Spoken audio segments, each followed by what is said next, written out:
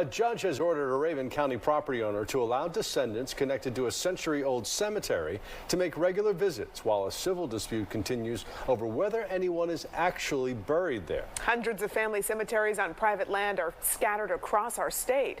Fox 5 I-Team reporter Randy Travis investigated the civil dispute where the property owner decided without warning to remove all the tombstones. That's right, Courtney Russ. This is a new owner, not connected to any of the families. She has not been accused of a crime. It's a civil case. She testified she had the headstones removed because she was worried about vandalism. But that has raised an even bigger question for the court and the community. My great-grandfather is James Watt Ellard Jr. He was buried in 1885. James Cunningham thinks a lot about the past and the present. And has rested there since. It's just devastating. So does Shirley Harkins.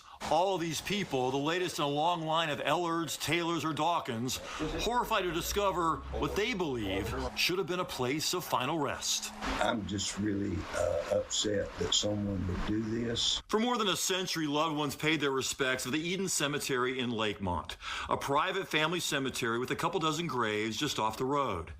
Starting in 2021, a new property owner, Lauren Versaggi, filed criminal trespass reports with the Rabun County Sheriff's Office, saying the top of a coffin had been pulled back, and later, headstones had been moved. No one was ever arrested.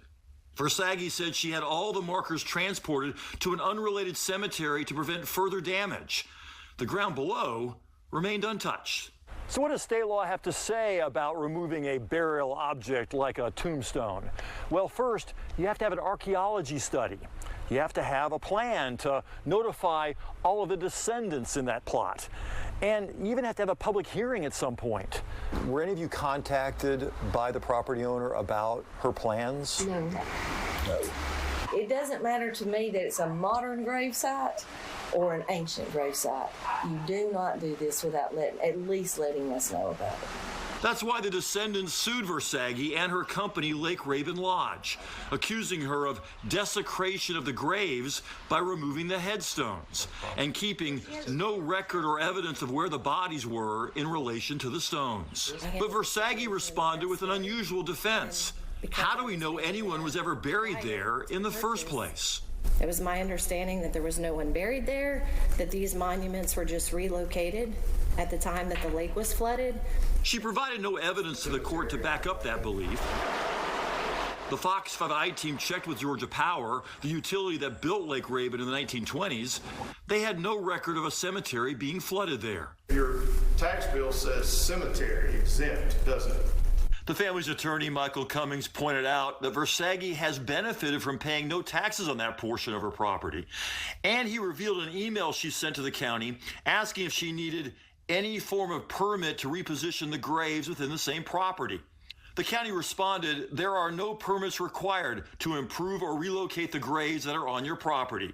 You are free to proceed forward with the proper burial of those graves. Instead, she only moved the markers to a place she didn't own 15 miles from her property. I used my own money and dedicated my own time to taking them to a place that I thought would honor them in the most loving way I could. She agreed not to move forward on any development of the land until the lawsuit is resolved. Plans submitted to the county show a proposed well in the area near the cemetery. Well, the markers are gone. The markers are gone, but the bodies remain. So what do you want? Put the markers back. Return to where they were. Judge Bill Oliver ruled that family members are allowed to visit the cemetery monthly. They also have to pay for a survey of the land to show exactly where the cemetery tract is.